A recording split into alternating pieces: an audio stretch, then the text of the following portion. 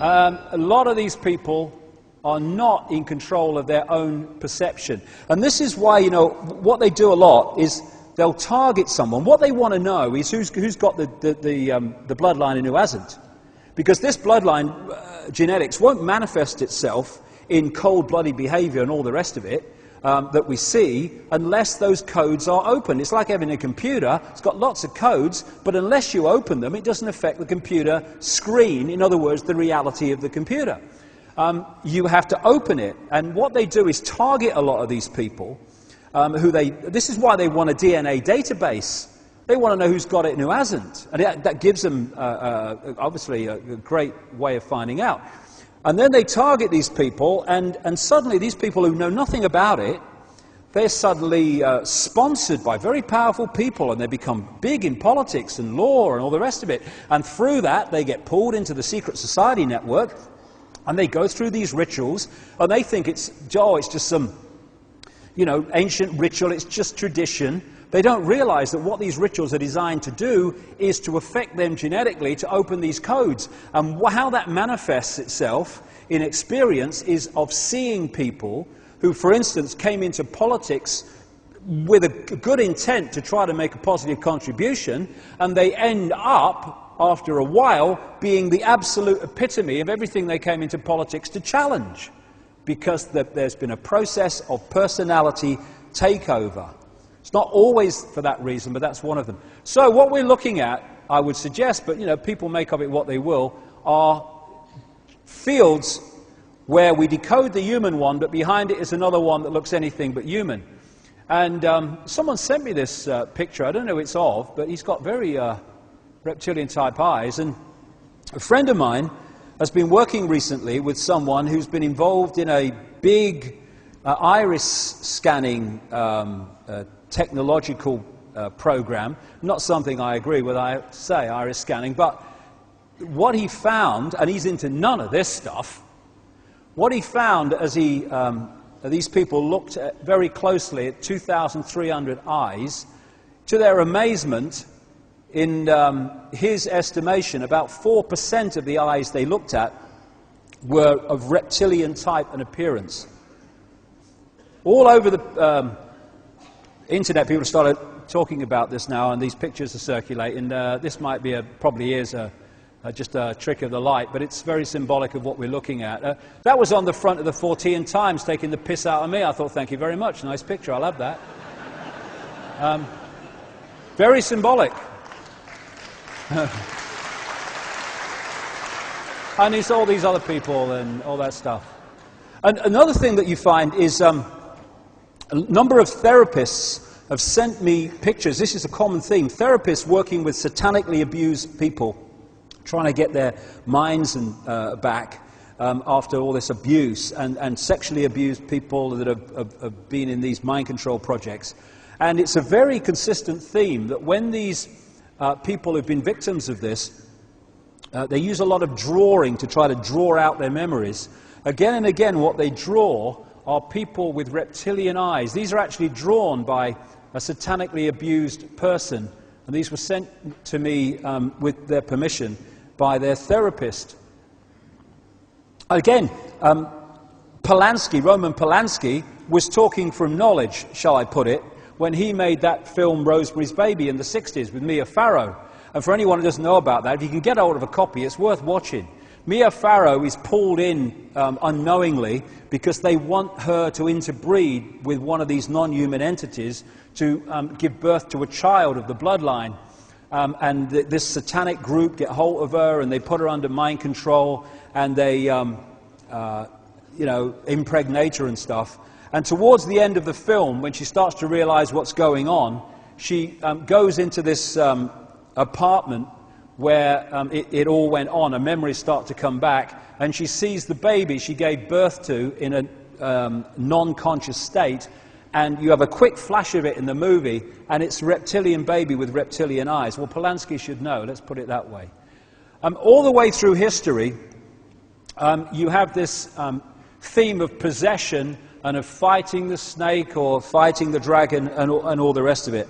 That's the theme I'm talking about, and it's the software hybrid bloodline, which has led to hybrid people, possessed people, being in positions of power. So you look at the human level, but what's behind it?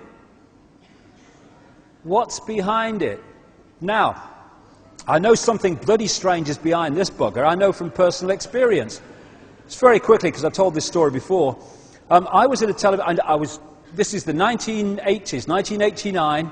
The Green Party, who I was speaking for at the time, had this one big election result in '89, the European elections, and I was asked to go along to Sky Television to comment as the results came in, because it was obvious we were going to do better than we've done before.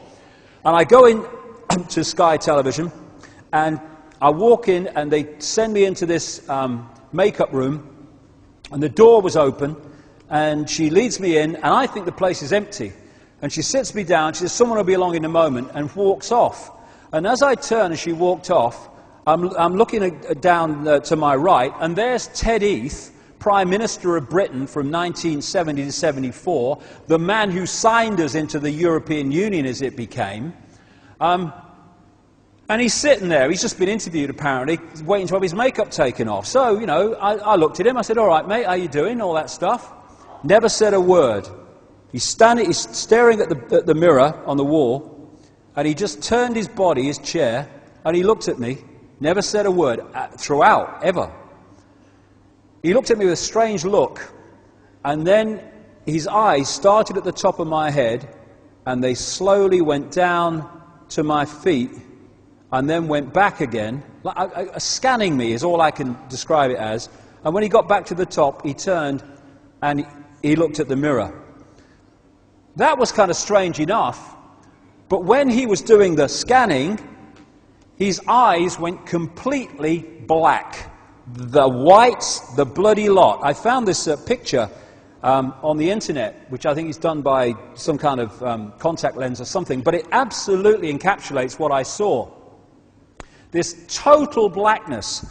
And what I was doing then, when I got into this stuff and I'm traveling around, I started coming across people who talked about these black-eyed people that they'd seen. I think, bloody hell, I've seen that. And I looked on the internet a few weeks ago. I did a little newsletter about this, and I found a number of references to people telling about their experiences of the black-eyed people. Now, when I looked at Heath's eyes in that black state, there was no point where I made eye contact with him. I was looking through him into something else. They were like two black holes. And then, of course, I've gone home to my family and said, you know, you never guess what's happened with me and Ted Heath tonight, what I've seen. But, of course, what is it? I have not got a clue. It's very strange. Then you get on with your life. But later I realized what I'd seen. I'd looked through into another dimension, to the dimension of the entity that's possessing this guy, or possessed him. And this is what is happening with so many of these fellas. Gold, he doesn't have to shift, does he? Cheney. You know, and so you're putting different people into power, but what you're putting into power is the same force. They only appear different because when you decode their 5-sense visible light level, they look different humans, but not necessarily so. And for me, a lot of these people are what I call sentient programs, or what the Matrix movie called sentient programs, because this is a digital construct on one level. Digital people can be put into this construct and appear to be just as real and normal as us, because it's just another hologram. It's just from a different source. So the woman in the red dress in the Matrix movie, which they put into a computer program, and she looked like anyone else, as if she was just a normal person in the street. I think those people exist, the more that I understand this. And some of these people could be them. The more that I look at this, there seems to be three types of people. There's the sentient programs, which are basically software programs playing out their program. And we're not talking about a PC on the desk computer software. We're talking about one that can interact and react and think for itself up to a point. Much more sophisticated. There's other people who are conscious, but their body conscious level is so dominant in the perception of reality that that's basically just a spectator. And then there are others, increasingly more as we wake up in this time that we're living in, that are actually multi-level multi-level connected, and those different people will see the same reality in a completely different way. So there we go, the red dress programs, a Neil Haig